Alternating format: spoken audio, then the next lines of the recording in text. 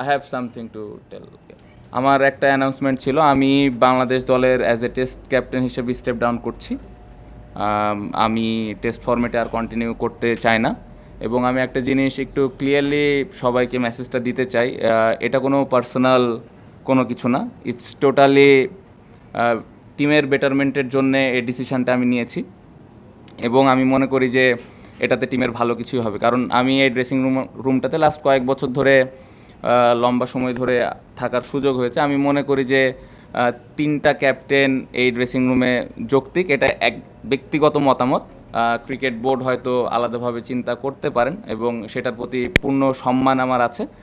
So এটা আমার ব্যক্তিগত মতামত যে তিনটা ক্যাপ্টেন আসলে আমার মনে হয় যে টিমের জন্য একটু ডিফিকাল্ট হতে পারে। সো পুরাটা টিমের বেটারমেন্টের কারণে আমি এখান থেকে সরে আসছি। বাট যদি ক্রিকেট বোর্ড মনে করে যে আলাদা কোনো ক্যাপ্টেন বা তিনটা ক্যাপ্টেনই তারা রাখবে, সেটা একদমই টোটালি তাদের ডিসিশন। এবং আমি আশা করব যে এই জিনিসটা কেউ এরকম না মনে করে যেটা আমি পার্সোনাল কোনো কিছু থেকে বা আমার মন খারাপ থেকে রাগ থেকে এই জিনিসগুলো করেছি।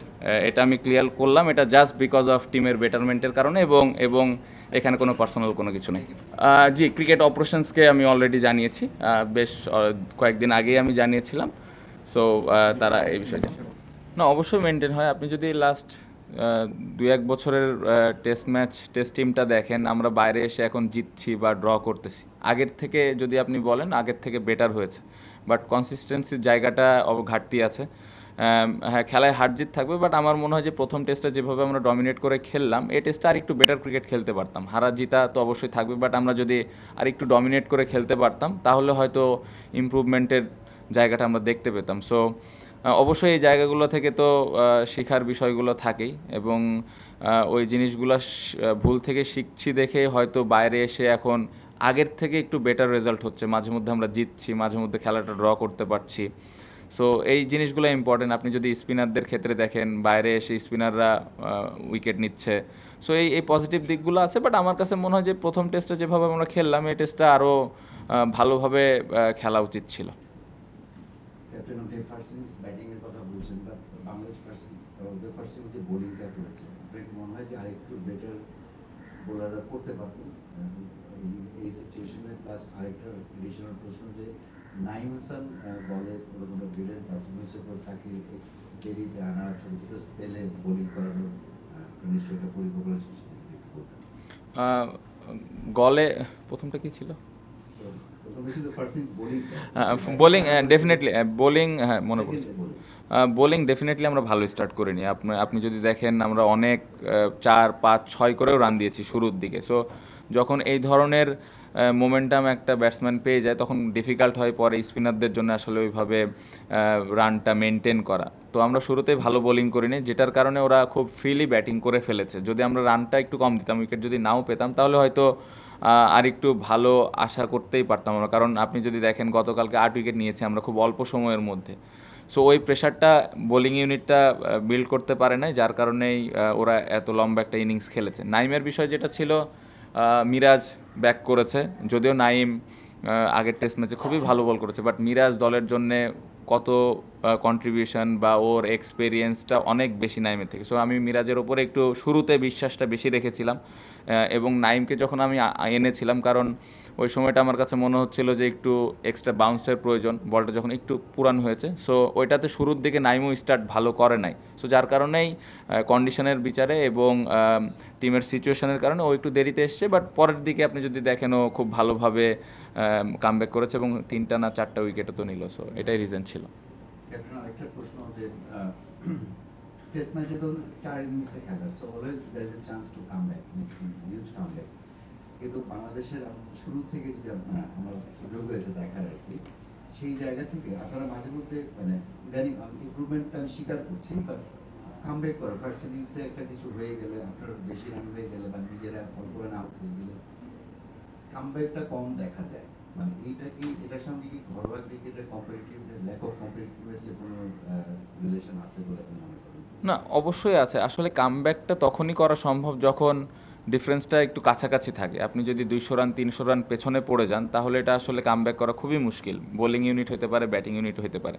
সো এই জায়গাটাতে যদি দেখা যাচ্ছে 100 লিড পেয়েছে বা 50 লিড পেয়েছে অপোনেন্ট, ওইখান থেকে কামব্যাক করাটা সম্ভব, বা বোলিংয়ের ক্ষেত্রেও সেম। সো এই দিক থেকে অনেক বেশি পেছনে পড়ে গেলে ফার্স্ট ইনিংসে ওখান থেকে ফেরত আসাটা খুবই ডিফিকাল্ট। ঘরোয়া ক্রিকেটে এ ধরনের চ্যালেঞ্জ খুব বেশি থাকে না।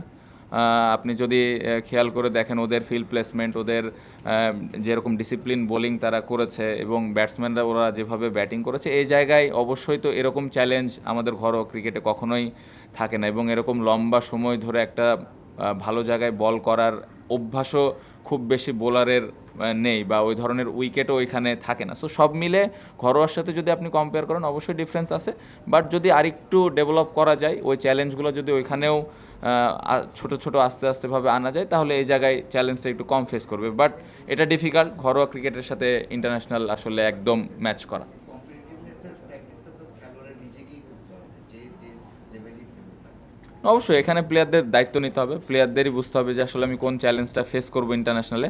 তো ওই অনুযায়ী ঘরোয়া ক্রিকেট যখন আমরা খেলবো তখন ওই চিন্তা ভাবনাটা নিয়ে যেন আমরা খেলি, এবং ওই প্র্যাকটিসটা যেন ওইখানে আমরা করি, এবং ওই অনুযায়ী আমি যেন ইউটিলাইজ করার চেষ্টা করি ওই প্ল্যানগুলো। দেন তাহলে এই জায়গায় এসে আমি ওই অনুযায়ী খেলতে পারবো। সো এখানে প্লেয়ারদের অনেক বড় দায়িত্ব যে আমি আসলে ঘরোয়া ক্রিকেট থেকে আমি কি চাই, আমার কোন জায়গায় ল্যাকিংস আছে, কোন জায়গাটা আমি ইমপ্রুভ করতে চাই।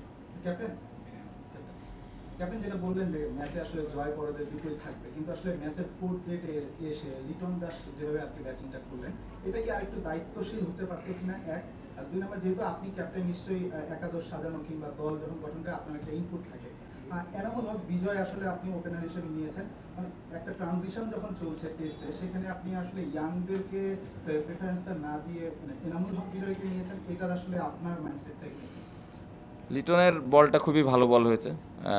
আমার কাছে মনে হয়নি যে খুব ইজিলি আউট উইকেটটা দিয়ে দিয়েছে, তার ভালো বল হয়েছে, এবং ওই বলের থেকে বেটার কোনো কিছু করা যেত কিনা আমার কাছে আসলে মনে হয়নি। বলটা সুন্দর জায়গা থেকে টার্ন করেছে। বিজয় ভাইয়ের বিষয়টা আপনি যদি বলেন, 9000 ফার্স্ট ক্লাস রান, 24টা 149টা 50। সো এরকম একটা এক্সপিরিয়েন্স খেলোয়াড়কে আমরা কেন দলে নিব না? তো ওই চিন্তা করে নেওয়া হয়েছিল। আমরা ওপেনাররা অলওয়েজ স্ট্রাগল করতেছিল লাস্ট কয়েক বছর ধরে। জয়, জাকির কিছু কিছু ম্যাচ ভালো করেছে, বাট তারপরে দেখা গেছে যে ওইরকম কন্ট্রিবিউট করতে পারেনি। তো আমরা এরকম একজন এক্সপিরিয়েন্স খেলোয়াড় খুঁজতেছিলাম যার পেছনে অনেক রান আছে, যে কিনা এক্সপিরিয়েন্স একটু এই ফরম্যাটটাতে। সো এই চিন্তা করে, এটা আমার থটস ছিল, এই চিন্তা করেই দলে তাকে নেওয়া হয়েছিল। আনফর্চুনেট করতে পারে নাই, অপরচুনিটিস ছিল, বাট হ্যাঁ, এখন রেজাল্ট সে দিতে পারে নাই দলের জন্য, এটা অবশ্যই ডিসঅ্যাপয়েন্টিং। বাট আমি স্টিল বিলিভ করি যে তার যদি সামনে অপরচুনিটি আসে অবশ্যই সে ভালো কিছু করবে, এবং আমি পার্সোনালি মনে করি যে শুধু তার ওপরে দোষটা দেওয়াটা বোকামি হবে। অ্যাজ এ টিম হিসেবে আমরা আসলে এই ম্যাচটা ভালো খেলি নাই। শান্ত ভাই, আমরা আসলে এই ম্যাচ থেকে যদি ওভারঅল চিন্তা করেন, আসলে কি কি প্রাপ্তির গল্প রয়েছে, এবং এখান থেকে কি অনুপ্রেরণা নিয়ে ওয়ানডে সিরিজে যেতে চান, যেহেতু আমরা ওয়ানডে ফর্মেটটাও ভালো খেলি, আর দেশে 25 বছর টেস্টের প্রতিতে অনেক আয়োজন চলছে। 25 বছরে বাংলাদেশ থেকে আসলে কতদূর এগুলো, এবং সামনের দিনগুলোতে আপনারা দর্শকদের কি দিতে চান? আমার মনে হয় নাইমের বোলিংটা আমরা এই সিরিজ থেকে নিতে পারি। 7 বছরে মনে হয় 7টা টেস্ট ম্যাচ খেলার সুযোগ হয়েছে তার। ডিফিকাল্ট এভাবে সেরকম পারফর্ম করা, স্পেশালি এই টেস্ট ম্যাচে শুরুর কয়েকটা ওভার ভালো না করার পরে যেভাবে ডে 3-তে বোলিং করে কামব্যাক করা, নাইমেরটা নিতে পারি। তাইজুল ভাই, আমরা অলওয়েজ জানি যে তাইজুল ভাই দলের জন্যে 40-45 ওভার করে বল করা, এটা কিন্তু অনেক ডিফিকাল্ট একটা ব্যাপার ওই একই জায়গায়। সো তাইজুল ভাইয়ের 5 উইকেট বা লম্বা স্পেল বোলিং করা, সো এই জিনিসগুলো আমরা নিয়ে যেতে পারি। মুশফিক ভাই অনেক দিন পরে এরকম একটা লম্বা ইনিংস খেলেছে। সো ওভারঅল বেশ কিছু জায়গা আছে যেগুলো নিয়ে আমরা সামনে আগাইতে পারি। ওয়ানডে সিরিজে আমার মনে হয় না এই সিরিজ থেকে খুব বেশি কিছু আমাদের নিয়ে যাওয়াটা ঠিক হবে, কারণ আলাদা ফরম্যাট। সো ওইটা আলাদাভাবে চিন্তা করাটাই ভালো। সামনের দিনগুলোতে অ্যাজ ইউজুয়াল যেটা বলি, আরও ভালো ক্রিকেট খেলতে চাই। সো এটাই আশা থাকবে যে আরও ভালো ক্রিকেট যেন আমরা খেলতে পারি।